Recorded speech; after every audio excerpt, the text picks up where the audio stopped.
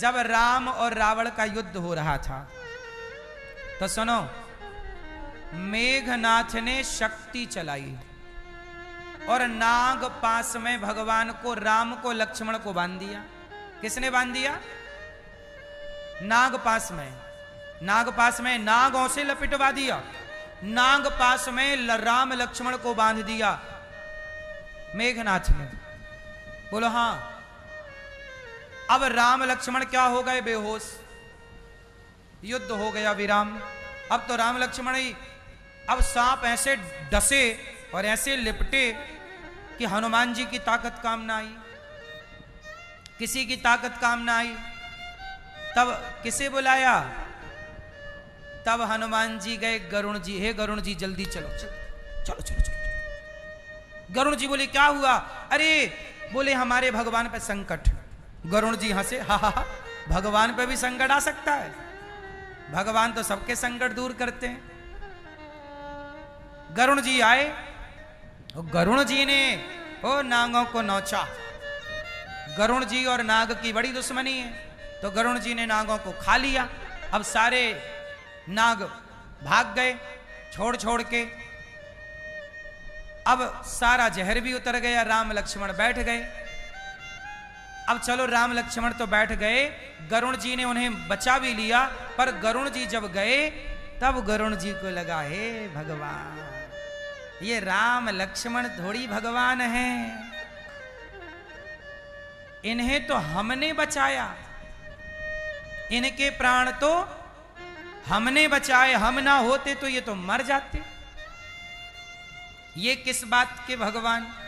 अब सोचिए, भगवान की लीला देखिए।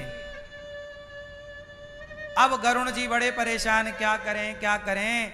हमारे भगवान वैसे अवतार लेकर तो गए थे, राम के रूप में ही अवतार लिया था, लेकिन ये कैसे भगवान? इनको हमारी जरूरत पड़ गई, ड्राइवर की जरूरत पड़ गई, कैसा मालिक है? तब तक नारद जी मिल गए। नारायण, नारद जी हम बड़े धर्म संकट में, ये बताओ कि राम भगवान है या नहीं? नारद जी बोले हैं, राम भगवान, भगवान है वो। नारायण ही तो गए भगवान बन के, राम अवतार लिया नारायण ने, आपके स्वामी ने। गरुण जी बोले नहीं, आपको गलतफहमी है। यदि वो भगवान होते तो उन्हें मेरी क्या जरूरत पड़ती, मैंने उनके प्राण बचाए। नारद जी समझ गए कि जो रोग हमें लगा था इनको भी लग गया, इन्हें भी कोरोना हो गया, अज्ञान का, घमंड का। नारद जी को भी एक बार यही लगा कि ये काय बात के भगवान, मैंने तो काम को जीता, क्रोध को। तब नारद जी एक बार बंदर बन गए थे, कथा मैंने सुनाई। नारद जी भुक्त भोगी हैं। नारद जी समझ गए इनको भी हो गया अहंकार का कोरोना। नारद जी बोले दूर रहो इनसे, हमें भी ना हो जाए।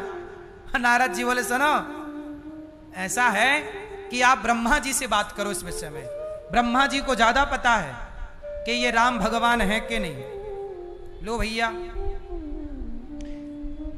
अब हुआ, ब्रह्मा जी के पास गए गरुण जी। गरुण जी, ब्रह्मा जी बोले आओ आओ आओ। गरुण जी क्या हुआ?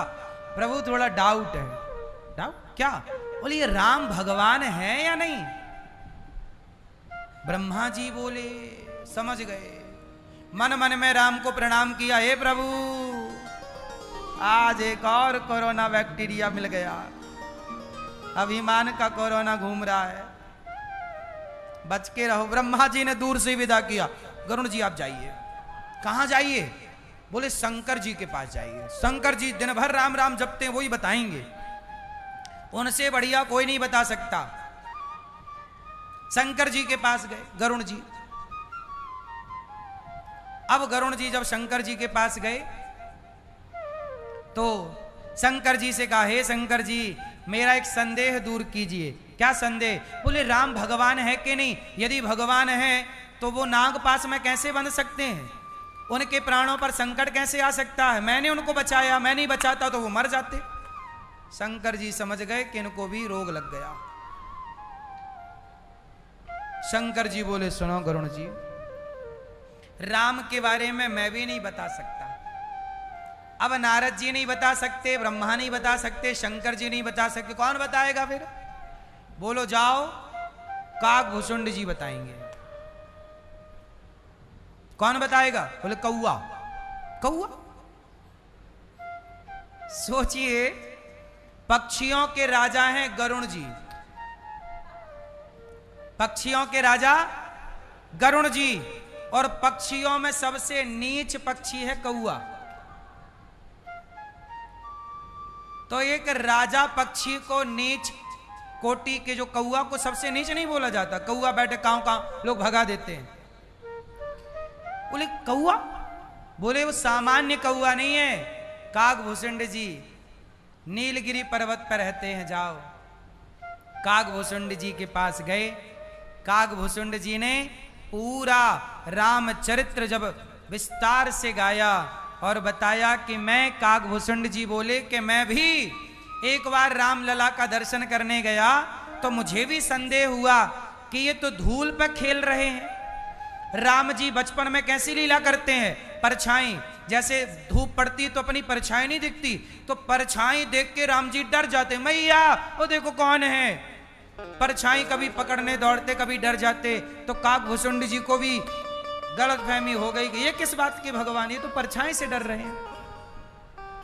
तो भगवान ने क्या किया, काकभूषुंड जी को देख के जरा हंसे, और हंसे मुंह खुला तो काकभूषुंड जी भगवान के मुख में समा गए।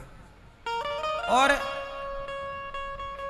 जब अंदर गए तो करोड़ों ब्रह्मा देखे, करोड़ों शंकर देखे, करोड़ों इंद्र देखे, करोड़ों पृथ्वी देखी, करोड़ों दशरथ देखे, करोड़ों कौशल्या मैया देखी, पर सब में राम यही एक से नजर आए।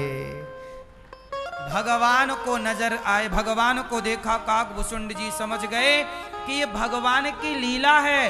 भगवान के तो करोड़ों ऐसे ब्रह्मांड हैं, करोड़ों ऐसी, उन्हें कौन समझ सकता है। काकभूषुंड जी जब नहीं समझ पाए, फिर काकभूषुंड जी समझ गए कि प्रभु क्षमा क्षमा। तब भगवान हंसे तो बाहर आ गए, और बाहर आए तब से ये राम कथा गा रहे हैं। आज अभिमान से भरे हुए जब गरुण जी पहुंचे, तो गरुण जी जब नवाए मस्तक और पूरी कथा सुनाई, जब तक भगवान की कथा ना सुनाई जाए तब तक अभिमान समाप्त नहीं होता। कथा सुनाई, गरुण जी का अभिमान मिटा, और गरुण जी समझ गए कि वो नाग पास में बंधना भी एक लीला थी, उन्हें कोई बांध नहीं सकता। वो भगवान भगवान हैं, पर लीला ऐसी सरल करते हैं कि भक्त मोहित हो गए। जिन्हें माता सती ना समझ पाई, माता सती भी तो राम की परीक्षा लेने चल पड़ी। क्यों मैया?